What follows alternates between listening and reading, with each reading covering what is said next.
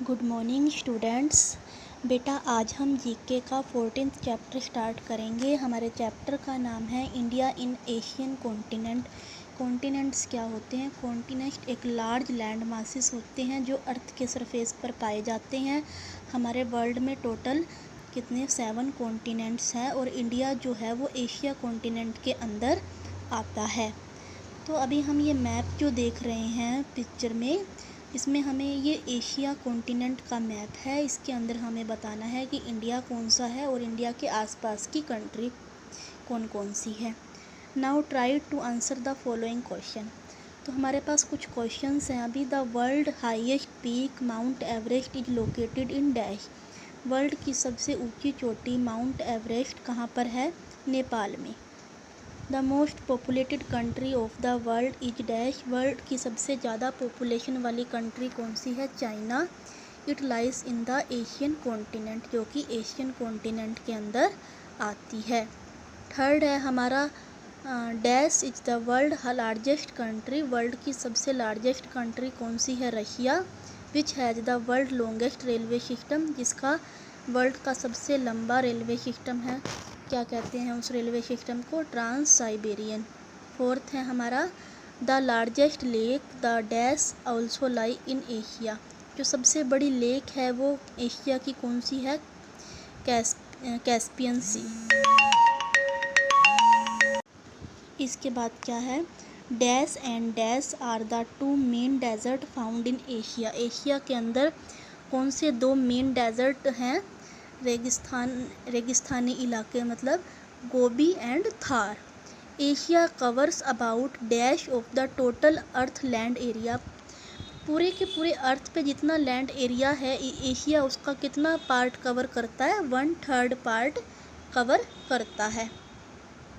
Next हमारे पास है chapter 17, जिसको हम अभी रीड करेंगे, रिफॉर्मर्स एंड रीथिंकर। बेटा इस चैप्टर में हम कुछ ग्रेट पर्सनैलिटी के बारे में रीड करेंगे जिन्होंने आज़ादी से पहले प्री इंडिपेंडेंट टाइम से ही हमारे देश के लिए, हमारे समाज के लिए बहुत काम किया है और उसको जो भी इविल्स थी हमारे समाज में, बुराइयां थी, उसको दूर करने के लिए काफ़ी काम किया है। फर्स्ट है हमारा ही was a key figure of the Bengal renaissance.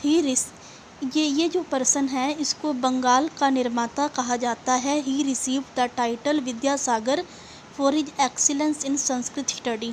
और इनको संस्कृत स्टडी में विद्यासागर टाइटल मिला है। और इन्होंने वुमेन को उठाने के लिए इंडियन सोसाइटी में वुमेन को उठाने के लिए, वुमेन को जो कि काफ़ी जिनको लो समझा जाता था पहले, उनको उठाने के लिए काफ़ी काम किया है। और इनका इतने काइंड हार्टेड थे कि इनको हम दया सागर भी बोल सकते हैं, मतलब दया सागर का नाम दिया गया है इनको। क्या नाम था इस पर्सन का, इस पर्सनैलिटी का?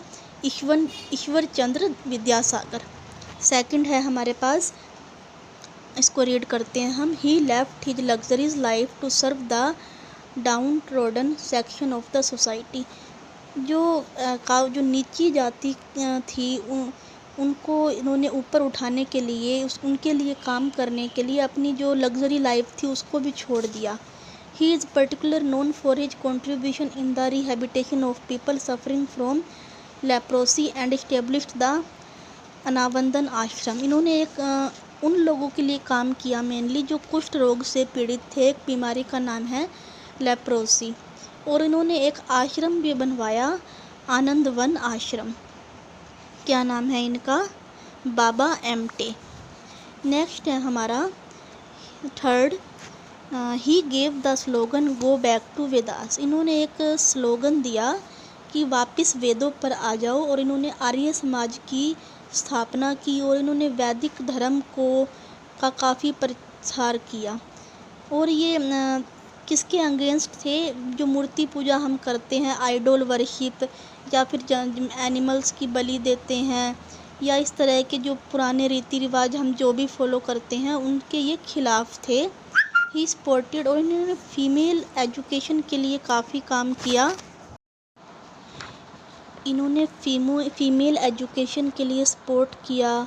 और सबको इक्वल राइट्स मिले, उसके लिए भी इन्होंने काम किया। नेम क्या है इनका? स्वामी दयानंद सरस्वती। नेक्स्ट है हमारे पास, he is the pioneer of the Bhoodan movement. इन्होंने बुद्धोन आंदोलन चलाया और इन्होंने किसको सपोर्ट किया? नॉन वायलेंस को, मतलब अहिंसा को सपोर्ट किया।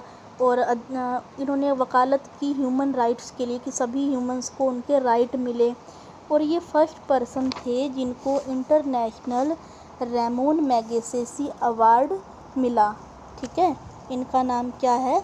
विनोबा भावे। नेक्स्ट है हमारे पास, ही फाउंडेड द ब्रह्म समाज।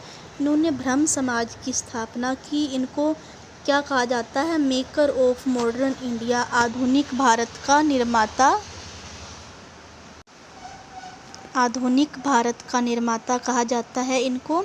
और हमारे समाज में कुछ इविल्स थी, कुछ बुराइयां थी, जैसे कि सती प्रथा, चाइल्ड मैरिज। इन्होंने उसको दूर करने के लिए काफ़ी कोशिश की। और जो विडो थी उनकी रीमैरिज के लिए भी सपोर्ट किया। और समाज में वुमेन को अपलिफ्ट के लिए, वुमेन को ऊपर उठाने के लिए इन्होंने बहुत ज़्यादा काम किया। और क्या नाम है इनका? राजा राम मोहन रॉय। नेक्स्ट है हमारा, ही फॉर्म द सत्य शोधक समाज। इन्होंने सत्य शोधक समाज का निर्माण किया to fight for the right. और इन्होंने किसके लिए इन्होंने काम किया? जो लो कास्ट के पीपल थे उनको ऊपर उठाने के लिए काम किया, जो कि ब्राह्मणों के नीचे दबे हुए थे। He was the Pioneer in the field of women education. और इन्होंने वुमेन एजुकेशन के लिए भी काफ़ी काम किया। He brought positive reforms in the spheres of education. और इन्होंने किस किस फील्ड में काफ़ी काम किए हैं? Education, agriculture and social inequality के फील्ड में इन्होंने काफ़ी उसको विकसित करने के लिए, डेवलप करने के लिए काफ़ी काम किया है। इनका नाम है ज्योतिबा फूले। नेक्स्ट हमारा चैप्टर है scenic lake in India. India's में जो लेक हैं उसके बारे में हमें बताना है। फर्स्ट है हमारा, it is the most beautiful lake. Lake मतलब झील। ये बहुत ब्यूटीफुल लेक है साउथ इंडिया की। ये 21 किलोमीटर दूर है कहाँ से? कुदाई कैनाल हिल स्टेशन से। क्या नाम है इस लेक का? बैरीजाम लेक। नेक्स्ट है हमारा second, it is the glacier lake. ये ग्लेशियर लेक है, मतलब ये बर्फ़ की झील है। कहाँ पर है? सिक्किम के ईस्ट में है, 40 किलोमीटर दूर है गैंगटोक से। It is bordered with alpine forest. और ये एल्पाइन के जंगलों से घिरी हुई है। इसको हम कहते हैं Changu lake. It is a high altitude lake about 273 feet above the sea level. ये वाली जो लेक है थर्ड, ये सी लेवल से 2730 फीट ऊंची है। और मंडी से ये 40 किलोमीटर दूर है। क्या नाम है इस लेक का? प्राशर लेक। नेक्स्ट है, it is situated in the south western side of Corbett national park. ये कॉर्बेट नेशनल पार्क के साउथ वेस्टर्न में है। और इसका निर्माण कैसे हुआ? कालागढ़ डैम के कंस्ट्रक्शन की वजह से इसका निर्माण हुआ। इस लेक का नाम है कालागढ़ डैम लेक। नेक्स्ट है, it is the natural lake situated in the Aizawl district of Mizoram. ये एक नेचुरल लेक है। ये मिजोरम के ये लेक मिजोरम के ऐज्वाल डिस्ट्रिक्ट में पड़ती है। नेक्स्ट हमारा है, it is situated 23 kilometre away from Nainital. ये वाली जो लेक है नैनीताल से 23 किलोमीटर दूर है। और ये किससे सराउंडेड है? ओक्स फॉरेस्ट से घिरी हुई है। इसको हम कहते हैं सैटल लेक। तो बेटा आज हम इतना ही करेंगे। आपको ये जो भी आज करवाया है अपनी जीके की बुक में फिल करना है। नेक्स्ट हम अगली क्लास में करेंगे। Thank you and have a nice day.